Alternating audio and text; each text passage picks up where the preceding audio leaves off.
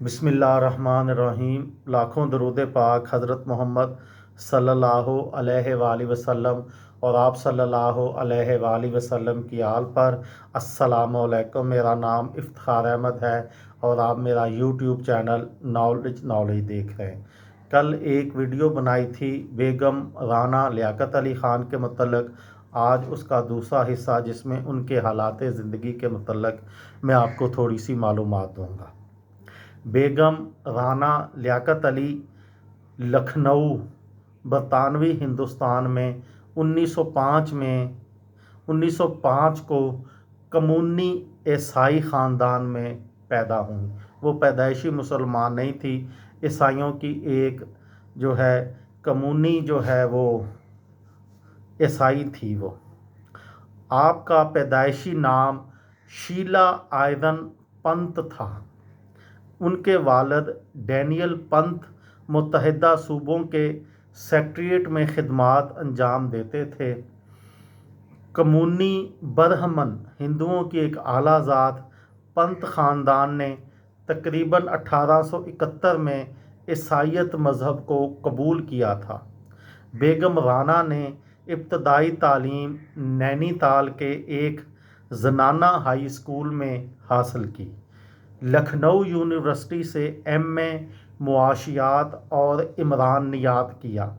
کچھ عرصہ وہ ٹیچر بھی رہیں۔ 1933 میں خان لیاقت علی خان سے ان کی شادی ہوئی۔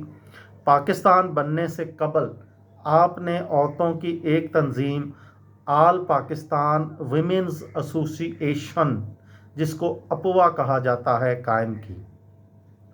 قیام پاکستان کے بعد امپلائمنٹ ایکسچینج اور اغوا شدہ لڑکیوں کی تلاش اور شادی بیاہ کے محکمے ان کے حوالے کیے گئے۔ اقوام متحدہ کے اجلاس منعقدہ 1952 میں پاکستان کے مندوب کی حیثیت سے شریک ہوئیں۔ 1954 میں ہالینڈ اور بعد ازاں اٹلی میں سفیر اور سندھ کی گورنر بھی رہیں۔ وہ ایک آزاد خیال خاتون تھیں اور ان میں زبردست اعتماد تھا۔ 86 سال کی اپنی زندگی میں انہوں نے 43 سال انڈیا میں جبکہ 43 سال پاکستان میں گزارا۔ انہوں نے نہ صرف اپنی آنکھوں کے سامنے تاریخ رقم ہوتے دیکھی بلکہ اس کا حصہ بھی بنی۔ جناح سے لے کر جنرل ضیاء الحق تک سبھی کے سامنے وہ اپنی بات کہنے سے کبھی نہیں ہچکچائیں۔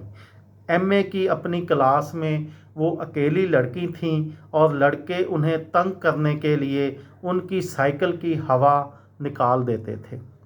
جواہر لال یونیورسٹی کے سابقہ پروفیسر پیش پنت کا ننھیال بھی اسی جگہ تھا جہاں آبرین روتھ پنت کا خاندان رہا کرتا تھا۔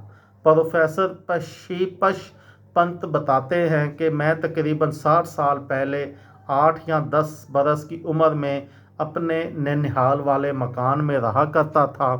لوگ ان کے بارے میں طرح طرح کی باتیں کیا کرتے تھے کہ ان کی بہن پاکستان کے پہلے وزیر اعظم لیاقت علی خان سے بیاہی گئی ہیں اور ان لوگوں نے اپنا مذہب تبدیل کر لیا تھا۔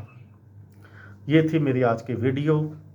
کسی دوست کو، کسی بھائی کو، کسی بہن کو فائدہ ہو تو مجھے دعاؤں میں یاد رکھیے گا۔ دل دل پاکستان، جان جان پاکستان۔ السلام علیکم۔